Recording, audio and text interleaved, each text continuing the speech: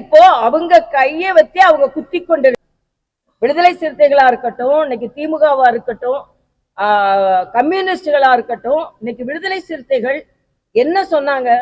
எதற்கெடுத்தாலும் பாஜகவை இணைச்சு இணைச்சு அரசியல் செஞ்சீங்க. அதே மாதிரி விஜய் கொள்கை எதிரின்னு தான் சொல்லி கொண்டிருந்தார். ஆனா RSS பிள்ளைங்கன்னு சொன்னீங்க. இன்னைக்கு அவர்களோடு இணைந்து நீங்கள் ஆட்சி அமைத்திருக்கிறீர்கள். அப்படி என்றால் நீங்கள் தேர்தலுக்கு முன்னால் எந்த காரணமும் இல்லாமல் பொய் பழியை பாஜக மீதும் RSS மீதும் சுமத்தி கொண்டிருந்தீர்கள் என்பதை ஒப்புக்கொள்ளுங்கள்.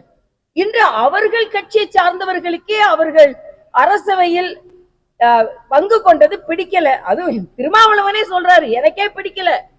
அப்போ உங்களுக்கு ஆட்சி அதிகாரத்தில் ஆசை இல்லை என்றால் வெளியே இருந்து நீங்க ஆதரவு தெரிவிச்சுட்டு போக வேண்டியதுதானே. ஏன் எல்லாரும் அமைச்சரா நீங்க அமைச்சரா ஆயிட்டு நாங்க இந்த கூட்டணியில இருக்கோமா அந்த கூட்டணியில இருக்கோமான்னு எங்களுக்கே தெரியலன்னு சொல்றாங்க.